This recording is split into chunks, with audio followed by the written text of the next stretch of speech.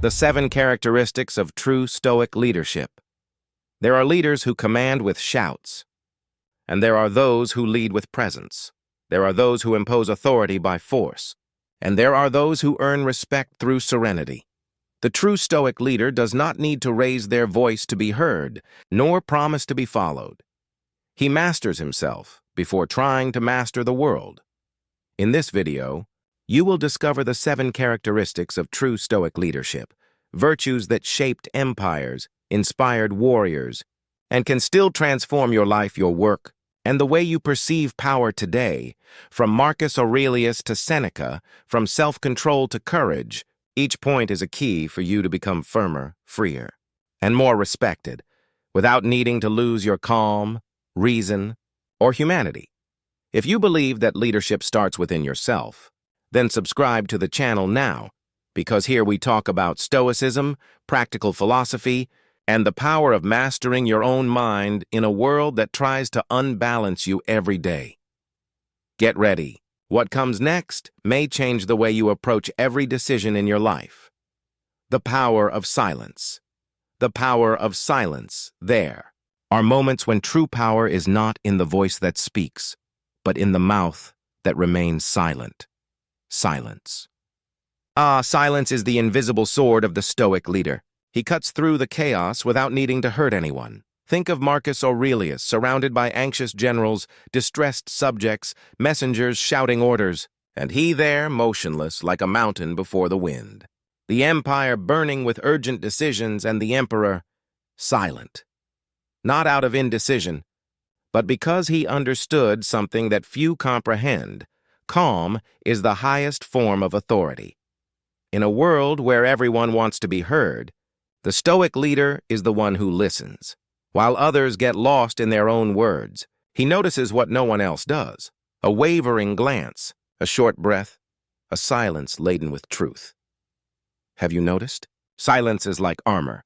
It protects you from the rush of others, from the traps of emotion, from hasty judgments. When everyone expects your reaction, your silence becomes the loudest sound in the room, and ironically, it is in that soundless void that people listen to you the most. Imagine yourself in a heated argument, words flying like arrows, tones rising, hearts racing. You could retaliate, could attack, but he chooses to just breathe, and for an instant, time seems to stop. The other gets confused, loses the rhythm, and without realizing it, you have already won. Not the person, but the impulse within yourself. Silence is a form of mastery. Not over others, but over one's own. Internal chaos. It is the space where the mind thinks before the tongue destroys. It is where the leader prepares to speak only when their words are stronger than silence. But the real secret is not just in being silent. It's in how to act afterward. Because right after the silence comes the hardest test. Maintaining serenity amidst the chaos that the world insists on bringing. Serenity amidst chaos. Serenity amidst chaos. There are those who think that leadership is brute force, but true power is remaining calm when everything around you is falling apart. Imagine a violent storm. The wind howls, the thunder tears through the sky, the trees bend almost to breaking. In the center of this whirlwind, there stands a man, steadfast, breathing deeply, eyes fixed on the horizon.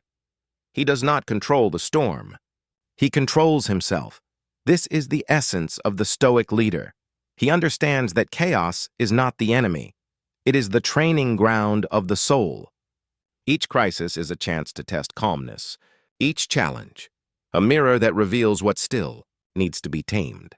Seneca used to say that no wind is favorable to the sailor who doesn't know where he is going. And it is precisely when the wind changes that the calm leader shows the way. Think of an everyday scene. The stressed-out boss shouting, the team lost, the client irritated. Chaos seems to take over. But there is one, just one, who speaks softly, who thinks before acting, who doesn't play the emotional game. And suddenly, everyone follows him.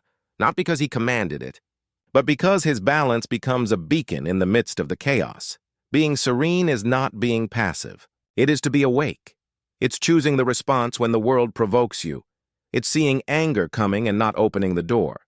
It's watching fear knock and saying, "You can come in, but you won't decide for me."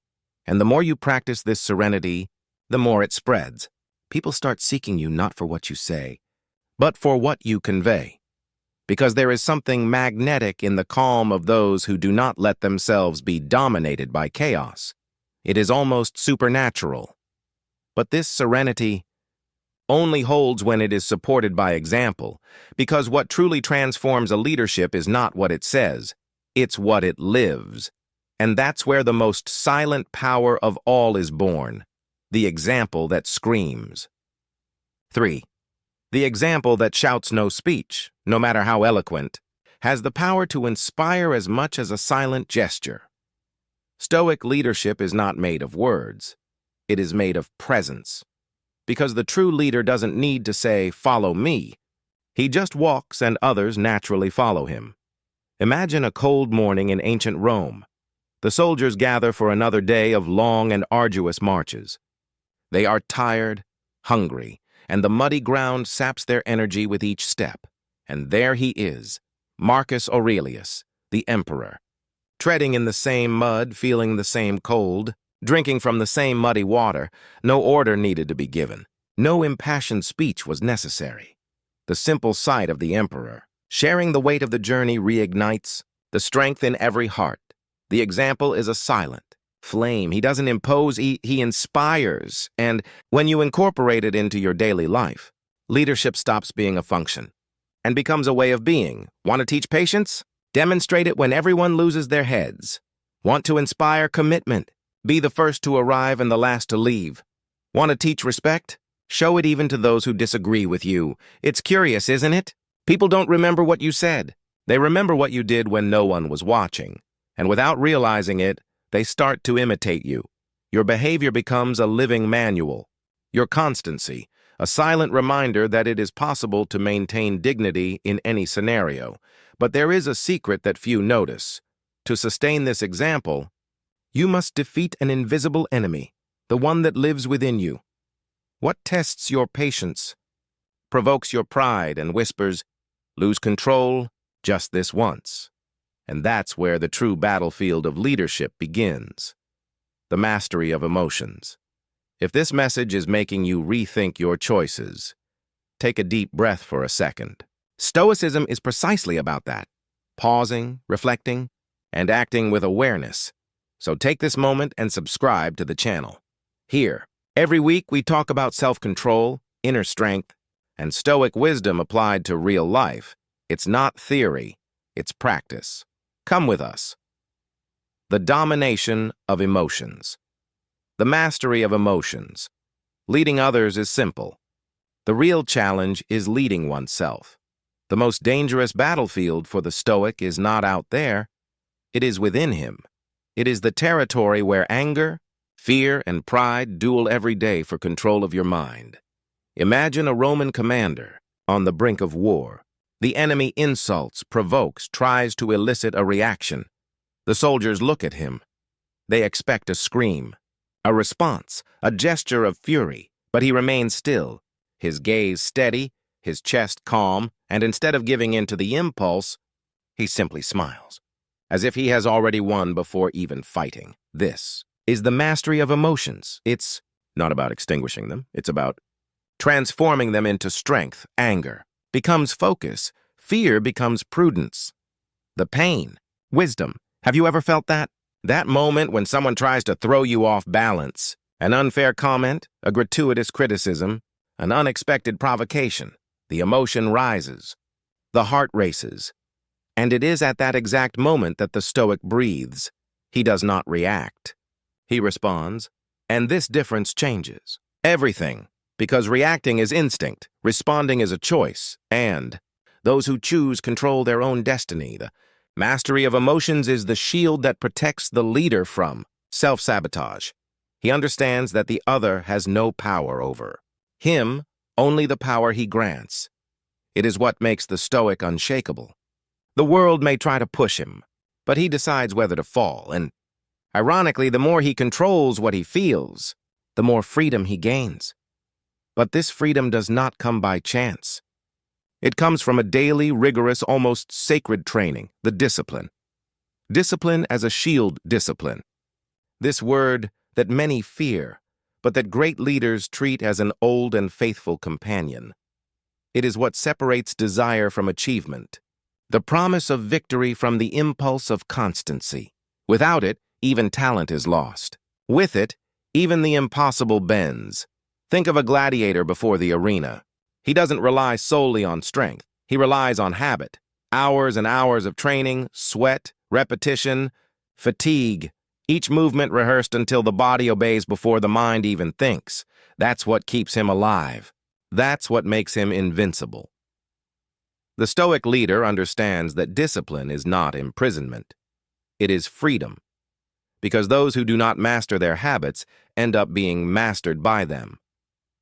Getting up early, keeping your promises, sticking to your word even when no one is watching.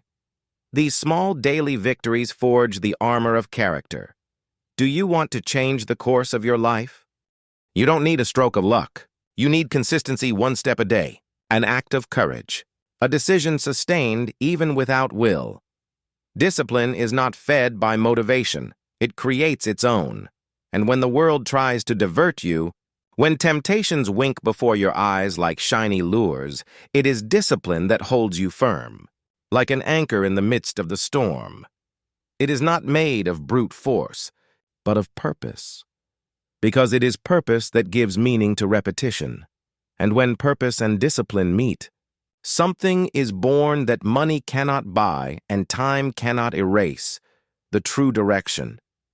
But what happens when that direction becomes a light that guides not just you, but everyone around you?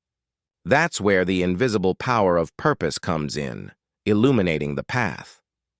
The purpose that illuminates the path, there is an immense difference between those who walk and those who know why they walk. The first gets tired. The second rises.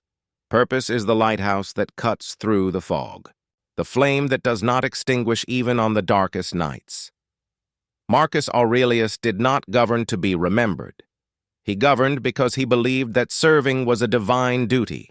His purpose was not the throne, it was duty, and that is what makes a leader truly stoic. He does not seek applause. He seeks meaning. Think of a craftsman shaping iron in the embers. Each hammer blow hurts, each spark burns, but he doesn't stop, because he knows what he wants to create. Purpose transforms suffering into direction. Without it, even success seems empty. With it, even pain becomes sacred.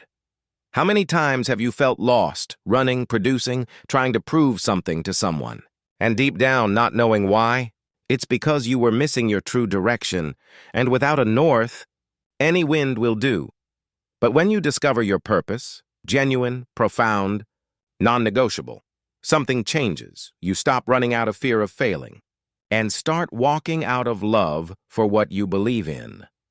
Purpose is the fuel that never runs dry. Even when the world tries to extinguish you, it is what lifts you up when no one else believes, and what calms you when chaos tries to confuse you. But there is one detail that the wise knew well. Purpose without empathy becomes ego. Because leading is not just about following a light. It's about illuminating the path for others as well, and it is there that the heart that sustains the empire of reason emerges. The empathy that unites. The empathy that unites Stoic leadership is not made of distance, but of connection. It is the art of understanding without judging, of listening without interrupting, of seeing the human being behind the mistake. Because empathy, empathy, is the invisible bridge that transforms followers into allies. Imagine a general before his wounded soldiers. He could demand obedience, impose authority, but he chooses to kneel beside them, touch the wounds, look into their eyes. In that moment, respect ceases to be an obligation and becomes a silent pact. They fight for it not because they need to, but because they want to. Being empathetic is not being weak. It is having enough courage to feel the pain of others. without letting it consume you. It is to realize that each person who crosses your path carries an internal battlefield, invisible, silent, but real. And when the leader recognizes this, they become a beacon. His presence heals, his listening liberates, his understanding inspires. But be careful. Empathy is not saying yes to everything. The Stoic leader knows how to balance heart with reason. He understands that sometimes loving also means correcting. Empathy without firmness turns into weakness. And it is on this delicate line that the noblest challenge of leadership arises, the just firmness. A fair firmness. The just firmness. There is a silent power in those who know how to say no without losing their calm.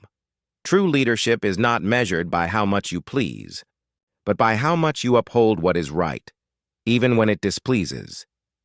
Being firm is being rooted in the midst of the storm. It is knowing that yielding out of compassion is a virtue, but yielding out of fear is weakness. Think of a judge facing a defendant who is crying. The tears touch the heart. The voice pleads for forgiveness. But the judge knows.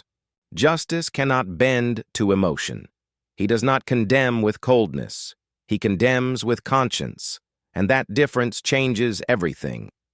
The Stoic leader does the same. He corrects without humiliating, guides without imposing, demands without destroying, because he understands that firmness is not harshness. It is clarity. It's knowing how to draw a line and uphold it with respect. And when you do that, your team, your family, your friends, everyone feels secure because they know that your decisions do not arise from impulse, but from principle.